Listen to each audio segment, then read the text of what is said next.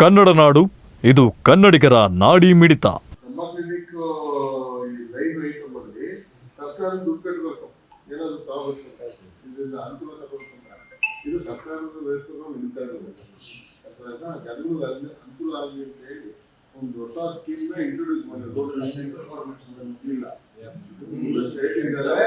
Mobile ಅವರಿದ್ದಾಗ ನಮ್ಮ clinic ಜಿಲ್ಲಾ ವೈದ್ಯಾಧಿಕಾರಿಗಳ ಹತ್ರ ನಾವು ಮನವಿ ಪತ್ರವನ್ನು ಕೊಟ್ಟಿದ್ದೀವಿ. ನಗರದಲ್ಲಿರ್ತಕ್ಕಂತಹ ಎಲ್ಲ ನಮ್ಮ ಕ್ಲಿನಿಕ್ಗಳಲ್ಲಿ ಸರಿಯಾದಂಥ ಸೌಕರ್ಯ ಸಲಕರಣೆಗಳು ಮತ್ತು ವೈದ್ಯರುಗಳು ಇಲ್ಲದಿರುವ ಬಗ್ಗೆ ಅವರ ಗಮನವನ್ನು ಸೆಳೆಯಲಾಯಿತು. ಮನವಿ ಪತ್ರವನ್ನು ನೀಡಲಾಯಿತು.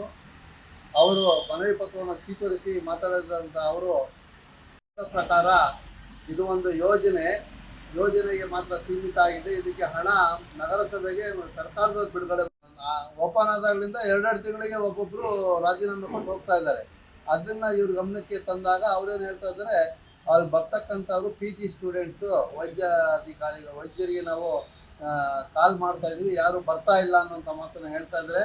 ಆ ಕಡೆ ಈ ಕಡೆಯಿಂದ ಸರ್ಕಾರದ ಏನು ವೈದ್ಯ ಮಂತ್ರಿಗಳು ಏನಿದ್ದಾರೆ, ಆರೋಗ್ಯ ಮಂತ್ರಿಗಳು, ಅವರು ಈ ಕಡೆ ಗಮನ ಹರಿಸಬೇಕು, ಕೂಡಲೇ ಇಲ್ಲಿರ್ತಕ್ಕಂಥ ಸಮಸ್ಯೆಗಳನ್ನು ಬಗೆಹರಿಸಬೇಕು ಅಂತೇಳಿ ನಾವು ಈ ಮೂಲಕ ಒತ್ತಾಯಿಸ್ತಾ ಇದ್ದೀವಿ. ಇಂದು ತುಮಕೂರು ಶ್ರಮ ಸಮಿತಿ ಅವರ ಸಂಘಟನೆಗಳ ವತಿಯಿಂದ ಏನು ಈ ನಗರದಲ್ಲಿ ನಮ್ಮ ಕ್ಲಿನಿಕ್ ಅಂತೇಳಿ ಸರ್ಕಾರದ ಪ್ರಾಯೋಜಿತವಾದಂತಹ ಯೋಜನೆ, ಅದು ಸುಮಾರು ಸ್ಟಾರ್ಟಿಂಗಲ್ಲಿ ತುಂಬ ಚೆನ್ನಾಗಿ ನಡೆಸಿದರು. ಆದರೆ ಡಾಕ್ಟ್ರುಗಳ ಕೊರತೆ ಇದೆ, ಔಷಧಿಗಳು ಸರಿಯಾಗಿ ಸಪ್ಲೈ ಆಗ್ತಾ ಇಲ್ಲ. ಮತ್ತು ಇವರು ಜಾಸ್ತಿ ಶ್ರಮಜೀವಿಗಳು ವಾಸ ಮಾಡೋಂಥ ಜಾಗ, ಸ್ಲಮ್ಗಳಲ್ಲಿ ಇರ್ತಕ್ಕಂಥದ್ದು. ನಮ್ಮ ಕ್ಲಿನಿಕ್ಕು ಅನ್ನೋದು ಈಗ ಏನಾಗಿದೆ ಅಂದರೆ ಬರೀ ಪ್ರಚಾರಕ್ಕೆ ಅಷ್ಟೇ ಸೀಮಿತ ಆಗ್ತಾ ಇದೆ. ಸರ್ಕಾರ ಇದ್ರ ಕಡೆ ಗಮನ ಹರಿಸ್ಬೇಕು. ಡಾಕ್ಟ್ರುಗಳಿಲ್ಲ, ಒಂದು ನೇಮ್ ಬೋರ್ಡ್ಗಳಿಲ್ಲ, ಮತ್ತು ಅದಕ್ಕೆ ಆದಂಥ ಒಂದು ಫೆಸಿಲಿಟಿ ಇಲ್ಲ ಅಂತಂದರೆ ನಮ್ಮ ಕ್ಲಿನಿಕ್ಕು ಅವಶ್ಯಕತೆ ಇಲ್ಲ ತುಮಕೂರು ನಗರಕ್ಕೆ. ದಯಮಾಡಿ ಅದನ್ನು ಬಂದ್ ಮಾಡಿ, ಇಲ್ಲಾಂದರೆ ಅದನ್ನು ಏನಾದರೂ ಬೇರೆ ರೀತಿಯಲ್ಲಿ ಜನರಿಗೆ ಅನುಕೂಲ ಆಗೋ ರೀತಿಯಲ್ಲಿ ಆಸ್ಪತ್ರೆಗಳನ್ನು ಬಳಸಿ